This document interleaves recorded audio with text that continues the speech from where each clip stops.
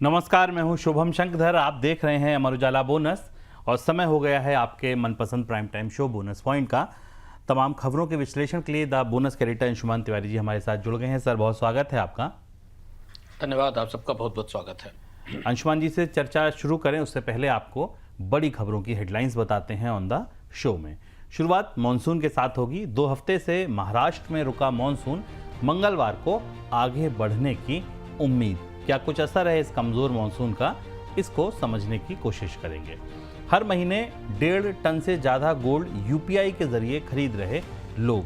UPI के जरिए भुगतान इतना आसान हो गया, ऑटो पे इतना आसान हो गया कि 1.5 टन सोना, करीब 2 से 2.5 हजार करोड़ रुपए का सोना हर महीने यूपीआई के जरिए खरीदा जा रहा है। भारत यूएस डील में सनसेट क्लॉज के लिए दबाव बना सकता है भारत। क्या है ये क्लॉज, क्यों इस समय इसकी बात हो रही है, इस पर चर्चा करेंगे। जियो एनएससी के आईपीओ पर्दा उठा, लंबे समय से इंतजार था। शेयर बाजार के इतिहास के सबसे बड़े आईपीओज में से होंगे ये। दिसंबर तिमाही में लिस्टिंग की पूरी संभावना है। क्या असर होगा प्राइमरी मार्केट पे, सेकेंडरी मार्केट पर इतने बड़े आईपीओज का, ये जानेंगे।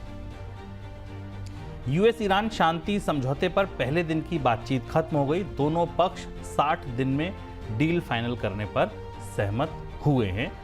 इसका असर भी दिखा। क्रूड ऑयल जो थोड़ा नरम हो गया था, फिर उसके बाद उसमें वापसी दिखी, लेकिन एक बार फिर अब $79 के नीचे चला गया है। स्टारमर का इस्तीफा, सोमवार को इस्तीफा दिया। 1 दशक में यूके को मिलेगा 7वां प्रधानमंत्री। क्यों ये उठापटक है, क्या इसका असर होगा, इसको भी जानेंगे, समझेंगे। शुरुआत मॉनसून की खबर के साथ। करीब 2 हफ्ते से दक्षिण महाराष्ट्र में फंसे मॉनसून को आगे बढ़ने की अब ज़रूरत है। संभावना ये जताई जा रही है मौसम विभाग के मुताबिक कि मंगलवार को मॉनसून आगे बढ़ सकता है। इस बीच अब तक बीते मॉनसून सीजन में बारिश नहीं होने की वजह से बरसात की कमी बढ़ गई है। ताज़ा आंकड़े बताते हैं कि 21 जून तक देश भर में सामान्य के मुकाबले 42% कम बरसात हुई है। बरसात की कमी से खरीफ फसलों की शुरुआती खेती भी पिछड़ने लगी है। सर, क्या हाल दिख रहा है ताज़ा बुआई का खरीफ की? मानसून की कमजोरी अब ज़्यादा चिंताजनक हो रही है। जो मोटा आंकड़ा है वो तो 42% का है, लेकिन अगर आप भीतर जाकर देखें तो जो रीजनल शॉर्टफॉल है वो 60 से 70% तक पहुंच गया। यानी लगभग सूखे जैसी स्थिति है। महाराष्ट्र, मध्य प्रदेश, छत्तीसगढ़ और गुजरात, ये वो हिस्से हैं जहां शॉर्टफॉल नेशनल एवरेज से, यानी बारिश की कमी राष्ट्रीय औसत से कहीं ज़्यादा है, 60 से 70% के आसपास है। महाराष्ट्र की स्थिति सबसे ज़्यादा चुनौतीपूर्ण है। 75% के आसपास शॉर्टफॉल महाराष्ट्र में दिख रहा है। ये आपके सामने मैप दिख रहा है मानसून की प्रगति का भारत में। इसमें भी विदर्भ 72% के आसपास है और सेंट्रल महाराष्ट्र, मध्य महाराष्ट्र का जो हिस्सा है उसमें 78% के आसपास बारिश में कमी दिखाई दे रही है। सौराष्ट्र कक्ष, कोंकण, गोवा में 91% का डिफिसिट दिख रहा है, जो इस नक्शे से आपको दिख रहा है। इसका सीधा असर खरीफ की सोइंग पर दिखाई दिया है और अब खरीफ की सोइंग न केवल डिले हो रही है बल्कि बुवाई पिछले साल से कम रहने के आसार भी बन गए हैं। उसकी भी ज़मीन तैयार हो गई है, क्योंकि अब लेट रिकवरी भी अगर होगी मानसून की तब तक बुवाई का सीजन निकल जाएगा। पैडी, सोयाबीन और धान, सोयाबीन, कॉटन और दलहन, जो कि मध्य भारत और प्रायद्वीपीय भारत की प्रमुख फसलें हैं, उनमें अब सॉइल मॉइस्चर की इतनी कमी है कि बुवाई नहीं हो सकती है और वाटर का स्ट्रेस, पानी की कमी सब जगह दिख रही है। हालांकि आज मानसून में थोड़ी प्रगति दिखी थी। हल्की फुल्की मुंबई में सुबह कुछ बारिश भी हुई थी, लेकिन अभी जो मानसून की गति है, रफ्तार है और जो रिकवरी है, अब उसमें वो ताकत नहीं दिख रही है। देश में यूपीआई से गोल्ड खरीदने का ट्रेंड हर महीने जोर पकड़ता दिख रहा है। हर महीने करीब 1.5 टन से ज़्यादा सोना यूपीआई रूट से खरीदा जा रहा है। वर्ल्ड गोल्ड काउंसिल के मुताबिक मई के दौरान यूपीआई के जरिए लोगों ने 1.5 टन से ज़्यादा डिजिटल गोल्ड खरीदा है। 1.54 टन एग्जैक्ट फिगर। इसकी कीमत करीब 2400 करोड़ रुपए से ज़्यादा रही। वर्ल्ड गोल्ड काउंसिल का मानना है कि यूपीआई से जो सबसे ज़्यादा ट्रांजैक्शन होते हैं उनमें डिजिटल गोल्ड भी ट्रांजैक्शन भी शामिल हैं। सर, ये ट्रेंड क्या बता रहा है? जिन लोगों को याद होगा, बोनस देखने वाले दर्शकों को, कि हमने जब गोल्ड के ऊपर पर सरकार ने सख्ती की थी और इंपोर्ट पर को रोकने की कोशिश की थी, तब हमने कहा था कि भारत में गोल्ड का एक इतना बड़ा इकोसिस्टम खड़ा हो चुका है पिछले कुछ सालों में, खासतौर से 2015 के बाद से, कि उसे रोक पाना मुश्किल है। तो एक तरफ इंपोर्ट ड्यूटी है, ना खरीदने के आह्वान है, लेकिन दूसरी तरफ सोने की खरीद है। और चूंकि पेमेंट के सिस्टम तो इतने आसान हैं तो यूपीआई से मैक्सिमम खरीद हुई है। एनपीसीआई का डेटा भी बता रहा है कि करीब 21 मिलियन ट्रांजैक्शन हुए हैं गोल्ड के अप्रैल 2024 से, जो अगस्त में बढ़कर 100 मिलियन ट्रांजैक्शन हो गए, 4 गुना बढ़े 16 महीनों में। और ये पैटर्न बता रहा है कि ये फेस्टिव वाली खरीद नहीं है जो कि सीज़न पर होती है, जब आपको त्योहारी मौसम में ज्वेलरी खरीदते लोग दिखाई देते हैं। इसमें मैक्सिमम ट्रांजैक्शन छोटी बिट साइज़ के गोल्ड के हैं, जिसका पूरा इकोसिस्टम तैयार किया गया है। 377% वॉल्यूम में जंप आया है, जो गोल्ड का यूपीआई के जरिए दिखाई दे रहा है। तो ये एक दूसरी पैरेलल इकोनॉमी है गोल्ड की, जहाँ पर लोग छोटी छोटी राशि में 100 रुपये में, 500 रुपये में, 1000 रुपये में गोल्ड को जुटा रहे हैं और जमा कर रहे हैं। और ये फिजिकल गोल्ड की नहीं, ये डिजिटल गोल्ड की खरीद है। ये एक तरफ तो ये बताती है कि डिजिटल गोल्ड भारत में पॉपुलर हो गया, लोकप्रिय हो गया, स्थापित हो गया, लोगों ने उसे खरीदना शुरू कर दिया। दूसरी तरफ ये बताती है कि भारत के गोल्ड इंपोर्ट को बढ़ाने में इसका एक बड़ा योगदान है, क्योंकि जितना गोल्ड खरीदा जा रहा है उसके अगेंस्ट फिजिकल गोल्ड उन कंपनियों के पास उपलब्ध होना चाहिए। एफपीआईज की बिकवाली से ऐसा लग रहा है कि सरकार, सेबी और आरबीआई सब कुछ ना कुछ रोज कर रहे हैं, सब हरकत में हैं। ताज़ा खबर यह है कि सेबी विदेशी संस्थागत निवेशकों यानी एफपीआई के लिए डीप डिस्क्लोजर नियमों में राहत दे सकता है। फिलहाल नियमों का रिव्यू हो रहा है। डीप डिस्क्लोजर नियमों के साथ एफपीआई के लिए कम से कम 3 शेयरों में निवेश का जो नियम है उसमें भी ढील दी जा सकती है। कहा यह जा रहा है कि 1 शेयर में भी अनुमति दी जा सकती है। सवाल यह बड़ा है कि देखिए, अगर ये रिफॉर्म थे तो अब तक रुके क्यों थे, और अगर ये मजबूरी में आप फैसले कर रहे हैं तो क्या इन फैसलों से रुख बदलेगा? सर, सवाल यहां पर यह कि सेबी किस तरीके के बदलाव कर सकता है? सेबी गहरे दबाव में, और देखिए रिफॉर्म नहीं थे, क्योंकि सेबी ने डिस्क्लोजर नियम सख्त किए थे। अगर आप पिछला 3 साल के सुधार देखें तो चाहे वो पार्टिसिपेटरी नोट्स हो या जब अडानी हिंडनबर्ग का मामला आया तब एफपीआई के लिए रूल तय किए गए। ये कहा गया कि बहुत सारी एफपीआई जो सिंगापुर से, मॉरिशस से ऑपरेट करते हैं, उनमें किसका पैसा लगा है पीछे ये पता नहीं है, वो फ्रंट में कोई दूसरा है। ये सारे सुधार पारदर्शिता का तकाजा रखते हुए किए गए थे, और एक कहा गया था कि बाजार में एफपीआई के नियमों में पारदर्शिता होनी चाहिए। अब अचानक बेचैनी है, घबराहट है, विदेशी निवेशक बेच रहे हैं, तमाम कोशिशें हो चुकी हैं, बिकवाली नहीं रुक रही है, तो अब पारदर्शिता के उन नियमों में ढील देने की बात की जा रही है कि शायद इसी बहाने निवेश आ जाए। तो जो बदलाव करने वाली बात है कि जो एक हाई रिस्क ट्रिगर्स होते हैं, जिसमें कि कुछ खास निवेश को लेकर सेबी नोटिस भेजता है, रिस्क की जानकारी करता है, उन्हें हटाने की कोशिश की जा रही है। दूसरी महत्वपूर्ण बात यह है कि जो साइज है AUM का, यानी जो एसेट अंडर मैनेजमेंट है एक एफपीआई के लिए, उसमें भी जो डीप डिस्क्लोजर की शर्तें हैं उन्हें अब बढ़ाकर 25,000 से 50,000 करोड़ कर दिया गया है। यानी पहले जो नियम, जो जानकारी, जो पारदर्शिता, जो छोटी छोटी सूचनाएं एफपीआई को 25,000 करोड़ के निवेश पे देनी होती थी, अब वो 50,000 करोड़ के निवेश पर देनी होंगी। तो ये रिफॉर्म तो नहीं है, ये कोशिश ये है कि जो चीज़ें सेबी को समझ में आ रही हैं कि शायद किसी रास्ते भारत में विदेशी निवेश आना शुरू हो जाए, ये उसके लिए किया जा रहा है। लेकिन इसके अपने साइड इफेक्ट्स होंगे। थोड़े समय बाद आप साल भर 1.5 साल बाद देखेंगे कि एफपीआई के निवेश को लेकर तमाम सवाल उठेंगे, फिर उसमें से घोटाले निकलेंगे और उसके बाद फिर दोबारा इन पर सवाल उठाया जाएगा। लेकिन तात्कालिक तौर पर पूरी कोशिश ये है कि इक्विटी में एफपीआई का निवेश किसी तरह आ सके, और उसमें जो भी रियायत, जो भी सुविधाएं दी जा सकती है वो सेबी कर रही है। केंद्र सरकार ने सरकारी बैंकों को कहा है कि सरकार से जुड़े बैंक खातों में फ्रॉड रोकने के लिए मौजूदा व्यवस्था की खामियों को दूर करके सख्त कदम उठाएं, और जो बैंक शाखाएं सरकारी खातों को मैनेज करती हैं उनके लिए नए सिरे से दिशा निर्देश जारी करें। इस साल फरवरी में आईडीएफसी फर्स्ट बैंक में हरियाणा सरकार के खाते में हुए 590 करोड़ के घोटाले के बाद सरकार ने बैंकों को ये निर्देश दिया है। सर, क्या रिस्क लग रहा है सरकार को, और क्यों लग रहा है? सरकारी कारोबार को, सरकारी ट्रेजरी को, सरकारी बिजनेस को संभालने में बैंक सबसे आगे रहते हैं और बैंकों के कारोबार का एक बड़ा हिस्सा है। जैसा शुभम आपने बताया कि हरियाणा में मामला हो चुका है, तो वित्त मंत्रालय ने खास तौर पर जो पब्लिक सेक्टर बैंक्स हैं, जिनके पास सरकारी बैंकों के खाते होते हैं, प्राइवेट सेक्टर के पास भी हैं, लेकिन जो पब्लिक सेक्टर बैंक हैं उनके लिए नए नियम तय किए हैं जिससे कि फ्रॉड रोका जा सके। इसमें जो केवाईसी है उसे और स्पष्ट किया जाएगा, कंप्लायंस के, और जो सरकार से जुड़े हुए खाते हैं उनमें उन पर ज़्यादा निगरानी की जाएगी। 250 करोड़ रुपए से ऊपर के कारोबार वाले खातों को लेकर पहले ही एक निर्देश वित्त मंत्रालय जारी कर चुका है। तो इस डायरेक्टिव में यह कहा गया है कि bank bank pre transaction approvals और पोस्ट ट्रांजैक्शन चेक लगातार करेंगे उन मामलों में जहां सरकार से जुड़ा हुआ कोई लेन देन या ट्रांजैक्शन हो रहा है, यानी पहले मंजूर किया जाए और उसके बाद मंजूरी के बाद उसे देखा जाए। इसके अलावा एक लंबी लिस्ट है वेरिफिकेशन की जो पब्लिक सेक्टर बैंक्स को, सरकारी बैंकों को दी गई है, जिससे कि वो सिग्नेटरीज का, जो दस्तखत करने वाले लोग हैं जिनके दस्तखत पर चेक मंजूर होती है, इसके अलावा जो डुअल अथॉरिटीज़ हैं, दो लोग सिग्नेचर करते हैं, इन सबकी बार बार नए सिरे से पड़ताल करें, रिस्क वार्निंग का सिस्टम बनाएं, क्योंकि बैंकों से जुड़े सरकारी खातों में फ्रॉड के खतरे लगातार बढ़ रहे हैं।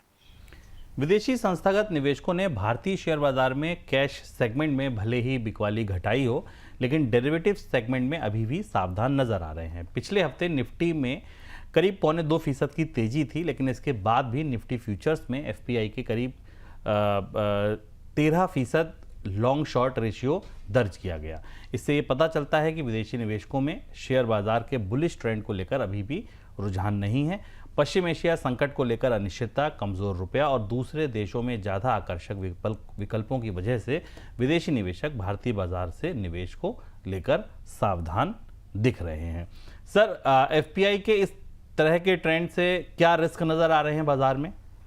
समझना जरूरी है, क्योंकि अब एफपीआई के बारे में हमने इससे पहले बात की कि सरकार और सेबी क्यों परेशान है एफपीआई के निवेश को लेकर। जब भी लॉन्ग शॉर्ट रेशियो ज़्यादा होते हैं, 13% के आसपास पिछले हफ्ते दिखाई दिया लॉन्ग शॉर्ट रेशियो, जो शुभ हमने आपको बताया, तो ये बताता है कि कैश सेगमेंट में भले ही विदेशी निवेशक खरीदारी कर रहे हैं, ताज़ा आंकड़ा भी करीब 7,000 करोड़ की 7800 करोड़ की खरीद का है, लेकिन वो जो फ्यूचर्स में पोजीशन है उनको शॉर्ट करके रखे हुए हैं। तो एक किस्म का इंश्योरेंस, एक किस्म की निकलने का रास्ता खोल कर रखे हुए हैं, और ये बता रहा है कि रिस्क ऑन वाला अब चीज अभी शुरू नहीं हुआ है, यानी विदेशी निवेशक अभी भी जोखिम में है। वो तात्कालिक तौर पर तेजी का फायदा उठाने के लिए कैश सेगमेंट में खरीदारी कर रहे हैं, लेकिन आगे वो बिकवाल बने हुए हैं। तो लॉन्ग शॉर्ट रेशियो को करीब से देखिए, ध्यान रखिए, अगर आपको लगता है कि एफपीआई बाजार में लौट रहे हैं तो इस रेशियो का बदलना बेहद जरूरी है। जब तक यहाँ पर बदलाव नहीं होगा तब तक आपको कोई बड़ा ट्रेंड लंबे समय के लिए एफपीआई के निवेश की रणनीति में बदलाव के तौर पर नहीं दिखाई देगा। तात्कालिक तौर पर तेजी का लाभ उठाने के लिए एफपीआई कैश मार्केट में खरीद कर सकते हैं, जो हमें लौटती दिखाई दे रही है। ईडी ने गैर कानूनी तरीके से विदेशों में मनी ट्रांजैक्शन करने वाले नेटवर्क को पकड़ा है। ईडी ने बेंगलोर में क्रिप्टो और फिनटेक कंपनियों पर छापामारी के बाद इस नेटवर्क का पर्दाफाश किया है। आरोप यह है कि नेटवर्क क्रिप्टो के इस्तेमाल से मनी ट्रांजैक्शन करता था। करीब 2,500 करोड़ रुपए की गैर कानूनी ट्रांजैक्शंस का पता चला है। सर, ईडी ने ये मामला कैसे पकड़ा और इसमें क्या हो रहा था? दरअसल ईडी क्रिप्टो के ट्रांजैक्शन, जो क्रॉस बॉर्डर ट्रांजैक्शंस हैं, उनके ऊपर लगातार ईडी की निगरानी सख्ती चल रही, एक्सचेंजेस पर भी चल रही, पर ईडी ने जो नई व्यवस्था शुरू की वो महत्वपूर्ण है, जिसमें ये घोटाला या ये ट्रांजैक्शन महत्वपूर्ण है। पहले ईडी क्रिप्टो के ट्रांजैक्शन को केवल पीएमएलए के तहत, यानी जो मनी लॉन्ड्रिंग एक्ट है उसके तहत जांचने की कोशिश करता था, लेकिन अब इसमें फेमा के नियम भी जारी किए जा रहे हैं, यानी क्रिप्टो की जांच में अब केवल मनी लॉन्ड्रिंग के केस ही नहीं बनेंगे। ईडी ये भी देख रहा है कि जो क्रिप्टो एसेट्स का ट्रांसफर हो रहा है उसमें कहीं फॉरेन एक्सचेंज मैनेजमेंट एक्ट का, फेमा का वायलेशन तो नहीं हो रहा है, क्योंकि जो 900 से 1,000 करोड़ रुपए के आसपास की क्रिप्टो एसेट्स हाल फिलहाल में अटैच की हैं ईडी ने, उसमें कई जगह ये पाया गया है कि फेमा के नियमों का भी उल्लंघन हुआ है। तो फेमा के नियमों के उल्लंघन में और पीएमएलए में फर्क ये है कि पीएमएलए में ईडी को पूरी तरह से मनी लॉन्ड्रिंग के इस्तेमाल, अवैध धन की व्यवस्था की जांच करनी होती है। पीएमएलए में फिर फेमा में सारे ट्रांजैक्शंस जो भारत के बाहर होते हैं उनकी भी पड़ताल की जाती है। तो ये एक नया बदलाव है, इसमें स्टेबल कॉइन्स भी शामिल किए जा रहे हैं, ऐसा इशारा मिल रहा है। तो अब क्रिप्टो एक्सचेंजेस की या क्रिप्टो के कारोबार की जांच का दायरा दरअसल बढ़ा दिया है ईडी ने, मनी लॉन्ड्रिंग से बाहर निकालकर उसको मनी लॉन्ड्रिंग के साथ फेमा को और जोड़ दिया गया है। इसके अलावा आरबीआई ने भी अपने कुछ नए निर्देश जारी किए हैं, जिसमें कि कहा गया है कि जो केवाईसी है उसकी जांच की जाए। रेमिटेंसेस में जो पैसा आ रहा है उसमें अगर स्टेबल कॉइन का इस्तेमाल हो रहा है तो उसकी जांच की जाए, और जहां जहां कंप्लायंस नहीं है उसकी भी गहरी पड़ताल की जाए। तो अब इसमें जो शेल कंपनियां हैं, जो ओवर द काउंटर एक्सचेंजेस हैं और जो क्रिप्टो में भारत से बाहर जाने वाले भुगतान हैं, वो सब इस दायरे में आएंगे, और अब इन्हें केवल मनी लॉन्ड्रिंग की वजह से ही नहीं, फेमा की वजह से भी परखा जाएगा और जांच की जाएगी। देखिए, क्रिप्टो की खबरों में अगर आपका रुझान है, क्रिप्टो में अगर आप निवेशक हैं या आप किसी दिलचस्पी की वजह से क्रिप्टो को जानना समझना चाहते हैं, भारत क्या कर रहा है, अमेरिका में क्या हो रहा है, यूरोप का फ्रेमवर्क कहाँ तक पहुँचा, किस तरीके के डर आरबीआई के और सरकार के दिमाग में हैं। बात ट्यूलिप के पौधे से शुरू होकर आज कहाँ तक पहुँच गई है। $1.25 वाला क्रिप्टो आज $63,000 पर क्यों धक्के खा रहा है और लोग नहीं खरीद रहे हैं। क्या हुआ उन तेजी के गुब्बारों का जो फुलाए जा रहे थे, टोकनाइजेशन, डीफाई, इन सब का क्या हुआ। स्टेबल कॉइन का भविष्य क्या दिख रहा है, कौन किस तरह का है, क्या मीम कॉइन और स्टेबल कॉइन को एक बास्केट में रखा जा सकता है। आपके मन में जो कुछ सवाल क्रिप्टो से जुड़ा आ सकता है, आज रात 9 बजे मिलिए क्लियर कट में। क्रिप्टो खरीदें या भागें, यहां से हम बात शुरू करके और आपको क्रिप्टो की पूरी कहानी शुरू से लेकर अंत तक, आज जब आप अपना मोबाइल खोल रहे हैं तो क्रिप्टो की स्क्रीन आपको कैसी दिख रही है, वहां से लेकर सरकारों तक, रेगुलेटर तक, अमेरिका के रिजर्व तक, यूरोप तक, पूरी दुनिया की खैर खबर आपको आज मिलेगी क्रिप्टो खरीदें या भागें में। आगे बढ़ते हैं। अमेरिका के साथ ट्रेड डील में भारत अमेरिका पर सनसेट क्लॉज को शामिल करने का दबाव बना सकता है। यूरोपियन यूनियन के साथ अमेरिका की डील में इस क्लॉज को शामिल किया गया है। इस क्लॉज के तहत डील की अवधि पूरी होने के बाद वह तब तक नए सिरे से लागू नहीं हो सकती जब तक दोनों पक्ष फिर से इसे लागू करने पर राजी ना हो। इस बीच भारत के साथ ट्रेड डील पर बातचीत के लिए अमेरिका के व्यापार प्रतिनिधि मंगलवार को 2 दिन के लिए भारत पहुंच रहे हैं। सर, इसकी मांग भारत क्यों कर रहा है, इस क्लॉज की, सनसेट क्लॉज की? पूरी दुनिया अमेरिका के साथ ट्रेड डील्स को अब नए सिरे से देख रही है। 1 साल बीत गया है, अमेरिका में भी कानूनी वैधता के सवाल उठ रहे हैं, अभी भी अदालतों में मामला चल रहा है। सनसेट क्लॉज का मतलब यह है कि डील जब खत्म हो तब इसे खत्म मान लिया जाना चाहिए, इसे दोबारा रिन्यू नहीं किया जाना चाहिए जब तक कि दोनों पक्ष शामिल ना हो। बहुत सारे दुनिया में देश या डिप्लोमेट से मानने लगे हैं कि डोनाल्ड ट्रंप के कार्यकाल के बाद इन डील्स की वैलिडिटी रहेगी कि नहीं रहेगी, इन्हें इतने लंबे समय तक करना चाहिए या नहीं, ये सवाल है। तो यूरोपियन यूनियन के साथ ये क्लॉज डाला गया, हालांकि जापान और कोरिया की डील्स में क्लॉज नहीं है, यानी वहाँ ये लंबे समय तक जारी रह सकती। पर भारत ने हाल फिलहाल में जो वार्ताएं हुई हैं जिसमें 301 की जांच पड़ताल है, उस बीच में ये संकेत दिया है कि वो इस डील को जितने भी समय के लिए होगी, 5 साल के लिए, 7 साल के लिए, उसके आधे से खत्म माना जाएगा और उसके बाद इसे दोबारा नेगोशिएट किया जाएगा। अब वो सनसेट क्लॉज लागू करने के लिए कितना समय दिया जाएगा, ये डील के भीतर होगा। अमेरिका ने भी इस पर प्रतिक्रिया नहीं दी है, लेकिन ये बड़ा शिफ्ट है, बड़ा बदलाव है भारत के रुख में इस डील को लेकर, जहां वो इस डील की समाप्ति की एक अवधि तय करना चाहता है। वजह भारत का तर्क ये है कि उसे जो अमेरिका की राजनीति है, अमेरिका के कानूनी फैसले डील को लेकर हो रहे हैं, उनके अगेंस्ट अपनी जोखिम का बचाव करना है कि क्या राजनीतिक रूप से क्या उठापटक होती है, उस स्थिति में ये डील का भविष्य क्या होगा, ये देखना होगा। लेकिन इसमें महत्वपूर्ण बात यह है कि आमतौर पर जब ट्रेड डील्स होती हैं तो वो लंबे समय के लिए होती हैं, क्योंकि उस हिसाब से कैपेसिटी क्रिएट की जाती है, निवेश किया जाता है, फंड्स लिए जाते हैं, लोन लिए जाते हैं, बैंकों से परियोजनाएं मंजूर की जाती हैं और उसके आधार पर बड़े कारोबारी योजनाएं बनती हैं। भारत की तरफ से इशारा अमेरिका के लिए होगा कि शायद ये डील उतने लंबे समय तक जारी रखने की ज़रूरत नहीं हो सकती। अमेरिका की प्रतिक्रिया क्या है ये देखना होगा। लेकिन यहाँ अब फिर जब ये वार्ताएं शुरू हो रही हैं तो एक और महत्वपूर्ण मुद्दा, एक और नया मुद्दा यहाँ पर मेज के ऊपर आ गया है। पहले 301 आया था पिछली वार्ताओं के दौरान, तब वार्ताएं होते होते, समझौता होते होते, अंतरिम डील होते होते रह गई थी और टीम वापस लौट गई थी। अब अमेरिका की टीम दोबारा आ रही है, तब भारत ने कहा है कि उसे इसमें सनसेट क्लॉज चाहिए, जो कि यूरोपियन यूनियन के साथ था। दिलचस्प होगा देखना कि अमेरिका की इस पर प्रतिक्रिया क्या होती है। क्या अमेरिका इस शर्त को मानेगा या भारत इस शर्त को वापस ले लेगा और क्या इस बार के दौरे में अंतरिम डील पर सिग्नेचर हो पाएंगे कि नहीं, क्योंकि डील के बहुत सारे कमिटमेंट तो भारत ने लागू करने शुरू कर दिए हैं। भारतीय शेयर बाजार के इतिहास के 2 सबसे बड़े आईपीओज को लेकर तैयारी शुरू हो गई है। नेशनल स्टॉक एक्सचेंज और रिलायंस जियो के आईपीओ को लेकर सेबी में आवेदन जा चुका है।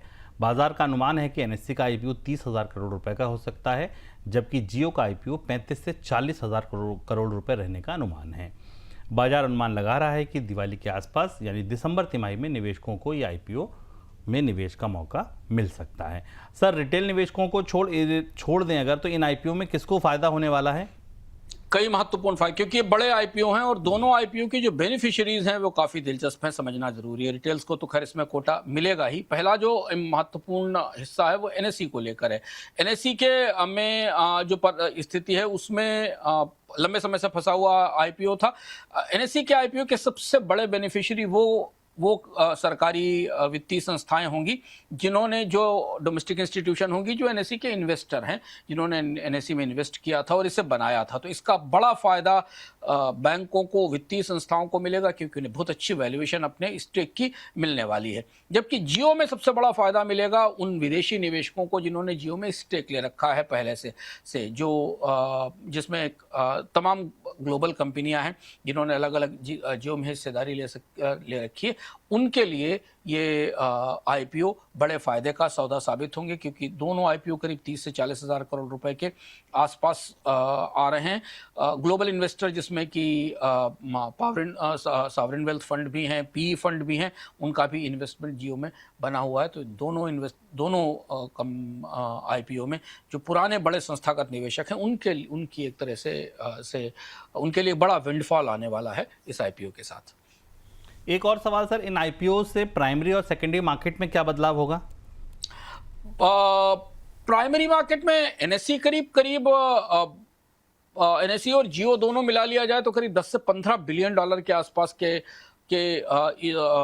दोनों आईपीओ हो सकते हैं, जो कि बाजार से शॉर्ट टर्म में लिक्विडिटी खींचेंगे। और इसे लेकर चिंता है मुंबई में तमाम जगह, क्योंकि बड़े आईपीओ हैं, 80,000 से 1,20,000 करोड़ रुपए के आसपास की शॉर्ट टर्म लिक्विडिटी मार्केट से ज़रूर निकलेगी, क्योंकि लोग इसमें इन्वेस्टमेंट करना चाहेंगे। तो सेकेंडरी मार्केट के लिए तो ये चैलेंज है, लेकिन प्राइमरी मार्केट में जहाँ सुस्ती बनी हुई है उसे बिल्ड करने में ये दोनों, उस सुस्ती को दूर करने में ये दोनों आईपीओ फायदे का सौदा साबित होंगे। इसमें निवेश बढ़ेगा आने वाले समय में। दूसरी महत्वपूर्ण बात ये कि रिलायंस की अपनी मार्केट कैप में एक बड़ा इजाफा होगा, क्योंकि इसके बाद आने के बाद रिलायंस की मार्केट कैप जो बाजार की 3-4 बड़ी कंपनियां हैं, भारतीय एयरटेल और आईसीआईसीआई को मिलाकर, उससे ज़्यादा हो जाएगी, क्योंकि एक बहुत बड़ा नया स्टॉक रिलायंस के ग्रुप से बाहर निकल कर आएगा। वहीं एनएसई जो है वो एक बड़ा प्लेयर बनकर बाजार में उभरेगा, और आने वाले दिनों में एनएसई के पास जो फंड्स होंगे उससे एनएसई को अपने संचालन को बेहतर करने में और नई सेवाएं शुरू करने में मदद मिलेगी। अमेरिका और ईरान के बीच शांति समझौते पर पहले दौर की बातचीत पूरी हो गई है। स्विट्जरलैंड में इस बातचीत में दोनों देशों ने 60 दिन के भीतर डील फाइनल करने पर सहमति जताई है। डील के मध्यस्थ कतर और पाकिस्तान ने कहा है कि पहले दिन की बातचीत दोनों देशों के बीच प्रगति नजर आई है। इससे पहले रुकावट आ गई थी और ईरान ने फिर से होर्मुज बंद करने की धमकी दी थी। धमकी की वजह से ग्लोबल मार्केट में क्रूड ऑयल हल्का ऊपर आया था, लेकिन बाद में ये घटकर फिर से $79 के नीचे आ गया। सर, सवाल यह है कि डील को लेकर दोनों पक्षों की बॉडी लैंग्वेज कैसी दिख रही है?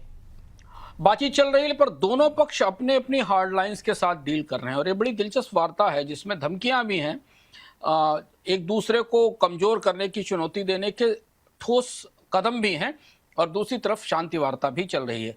अमेरिका ने अपनी जो हार्ड पावर है उसको बना के रखा है। अमेरिका ने कहा है कि ब्लॉकेट दोबारा हो सकता है, ईरान पर हमला किया जा सकता है अगर डील ना हो, जो डोनाल्ड ट्रंप लगातार ट्वीट कर रहे हैं। पब्लिकली थ्रेट किया जा रहा है, लेकिन बंद कमरे में बातचीत के रास्ते निकाले गए और चर्चा हो रही है।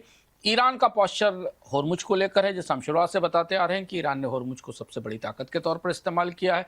होर्मुज को बार बार बंद करने, होर्मुज पे को रोकने की चेतावनी दी जा रही। जैसे होर्मुज पर 2 दिन पहले चेतावनी आई कि इजराइल ने अगर लेबनान पर हमला किया है तो होर्मुज को दोबारा रोक दिया जाएगा। होर्मुज को लेकर ईरान इस डील में कुछ बड़ी रियायतें हासिल करने की बात कर रहा है। यह भी स्पष्ट नहीं है कि जो रीजनल कोऑपरेशन है और जो प्रॉक्सीज हैं जैसे हमास और हिजबुल्लाह, इन्हें लेकर वस्तुतः अमेरिका का रुख क्या है, और वार्ताओं में इस पर कोई सहमति बनती है कि नहीं बनती है।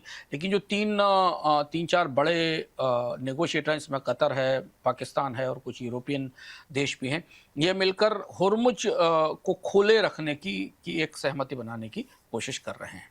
सर, क्या आपको लगता है क्या प्लान है ईरान का होर्मुज को लेकर? देखिए, अभी तक अमेरिका ने ये नहीं कहा कि होर्मुज को लेकर ईरान का दावा माना जाएगा कि नहीं, लेकिन जो शिपिंग इंडस्ट्री से खबरें आ रही हैं, जो एक्सपोर्टर से खबरें आ रही हैं, वो ये बता रही हैं कि ईरान ने जो भी शिप्स होर्मुज से ट्रांजिट कर रहे हैं, होर्मुज से गुजर रहे हैं, उनको प्री रजिस्टर करने का, परमिट लेने का और इंश्योरेंस अप्रूवल की शर्त लगा दी है। और ये Persian gulf and state authority का जो फ्रेमवर्क है, जो इस युद्ध के बीच में ईरान ने बनाई थी, हम आपको बता चुके हैं, उसके पास से पंजीकरण करने की प्रक्रिया होगी। ये भी कहा गया है कि जो भी ट्रांजिट है उसकी रिक्वेस्ट 48 घंटे पहले ऑनलाइन डाली जाए, वेसल की इंफॉर्मेशन दी जाए, उस पर फ्लैग किसका है। दरअसल इससे ईरान का इंटेलिजेंस और IRGC जानना चाहती कि वो जहाज किसका है, कौन उसका मालिक है, किस देश का झंडा लगा है, क्या सामान उसमें जा रहा है, और इसके बाद उसे मंजूरी दी जाएगी। तो यहाँ से होर्मुज पर रेगुलेटेड एक्सेस तो बनती स्पष्ट रूप से दिख रही है, जो बात ईरान की तरफ से कही गई है। हाँ, इसमें कौन सा हिस्सा टोल लगाएगा ईरान की नहीं, कितने जहाज़ों को टोल पे करना होगा, ये बात अभी खुलकर सामने नहीं आ रही है। तो इसलिए होर्मुज के रास्ते पर अभी शिपिंग कंपनियों को, शिपिंग कंपनियों और शिपिंग इंश्योरेंस कंपनियों को खास तौर पर जोखिम बनना दिखता है। जो 48 घंटे की ब्यूरोक्रेटिक लेयर लगा दी गई है, एक चैनल बना दिया गया है कि 48 घंटे पहले आप बताइए, फिर यहाँ से गुजर सकते हैं। वो शिपिंग कंपनियाँ और शिपिंग इंश्योरेंस कंपनियाँ मान रही हैं कि ट्रैफिक को यहाँ से और ज़्यादा डिले करेगा। वैसे भी ट्रैफिक बंद है होर्मुज से, उसको तेज़ी से शुरू करने की ज़रूरत है। तो होर्मुज की चाबी, होर्मुज की कमान ईरान ने अपने हाथ में रखी है बराबर वार्ताओं में जाते हुए। उसका एक इशारा है कि उसने एक पंजीकरण का, एक इंफॉर्मेशन का सिस्टम ही क्रिएट कर दिया होर्मुज से गुजरने वाले जहाज़ों के लिए। यूके में फिर से राजनीतिक अस्थिरता बढ़ गई है। केयर स्टारमर ने प्रधानमंत्री पद से त्यागपत्र दे दिया है। हाल में मध्यावधि चुनाव के दौरान उनकी पार्टी के प्रत्याशियों की हार, उनके मंत्रियों के बढ़ते इस्तीफे और पार्टी के भीतर बढ़ते विद्रोह की वजह से केयर स्टारमर ने इस्तीफा दिया है। उनके इस्तीफे के बाद यूके को एक दशक में 7वां प्रधानमंत्री मिलेगा। सर, क्या कुछ हो रहा है ये यूके में? यूके पिछले 10 सालों से, ब्रेक्जिट से के बाद से राजनीतिक अस्थिरता से गुजर रहा है। कोलिशन पॉलिटिक्स बन नहीं पा रही है, असफल हो रही है, जैसा हमने भारत में 91-92 के बाद के दशक में देखा था। जो अस्थिरता थी लगभग वैसी अस्थिरता है। सबसे बड़ा फैसला ब्रेक्जिट का था, जिस फैसले ने यूके को आर्थिक रूप से बेहद कमजोर किया। और उसके बाद हर आने वाली सरकार ने, चाहे वो टूरी की सरकार हो, लेबर की सरकार हो, इकॉनमी सुधारने की कोशिश की, नहीं सुधरी और इकॉनमी बिगड़ती चली गई। कियर स्टारमर ने 2024 में बड़ी जीत हासिल की थी, लेकिन इसके बाद भी जो लोकल इलेक्शंस हुए हैं हाल में और जो मेयर इलेक्शन हुए हैं, उनमें उनकी पार्टी को बड़ा नुकसान उठाना पड़ा। और यूके में इस तरीके के जो स्थानीय निकायों के चुनाव के नतीजे होते हैं, वो राजनीतिक रूप से साख के गिरने या घटने का बड़ा संकेत होते हैं। और इसलिए माना जा रहा है कि स्टारमर की लीडरशिप के अगेंस्ट ये हुआ है। हालांकि नया प्रधानमंत्री चुनने की कोशिश लेबर पार्टी करेगी, लेकिन लेबर पार्टी के भीतर भी मतभेद हैं। ज़्यादा बड़ी समस्या है फिस्कल मैनेजमेंट को लेकर।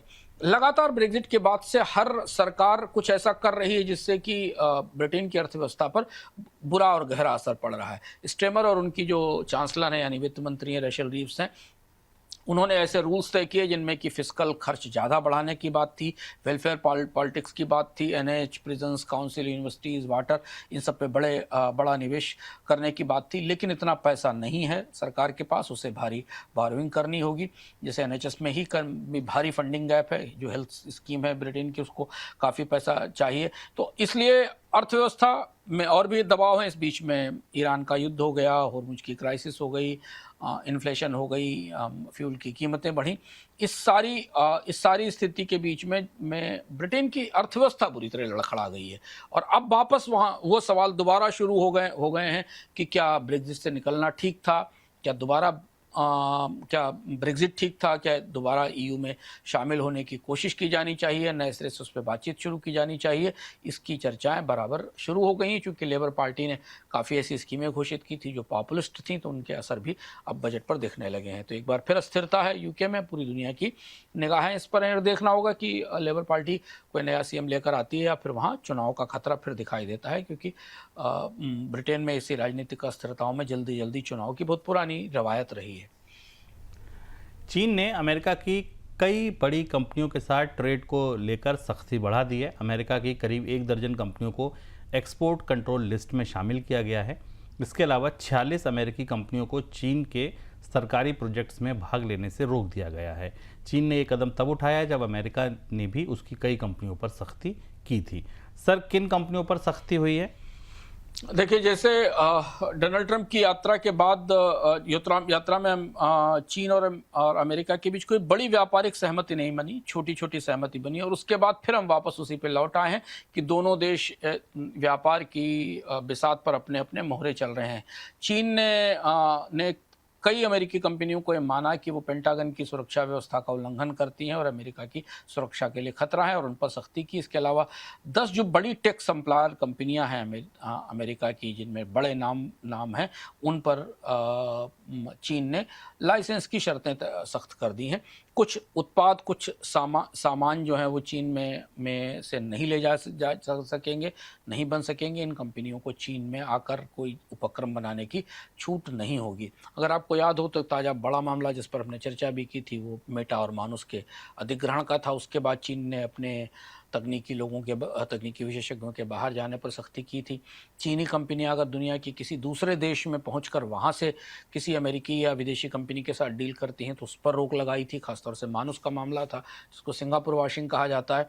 तो अब धीमे धीमे में चीन और अमेरिका के बीच में टेक वार की गर्मी बढ़ने लगी है। हालांकि अभी खुलकर टेक वार जैसी स्थिति नहीं आई है, लेकिन ऐसे प्रावधान कर रहे हैं दोनों देश जिससे कि तकनीकी क्षमता दोनों देशों की सुरक्षित रहे। चीन अपनी तकनीक नहीं देना चाहता अमेरिका को, और अमेरिका नहीं चाहता कि चिप बनाने की या बाकी चीज़ों की तकनीक चीन तक पहुंचे। तो ये टकराव आने वाले दिनों में और ज़्यादा बढ़ सकता है। अमेरिका की प्रतिक्रिया का इंतज़ार होगा इस पर कि चीन ने जो सख्ती की है वो अमेरिका के फैसले का जवाब है, पलटवार है। क्या अमेरिका इस पर फिर कोई फैसला ले सकता आने वाले दिनों में, या फिर वापस उसकी शुरुआत हो सकती है जहां डोनाल्ड ट्रंप फिर यह कहें कि हम किसी तरीके का पीनल टैरिफ चीन पर लगा सकते हैं।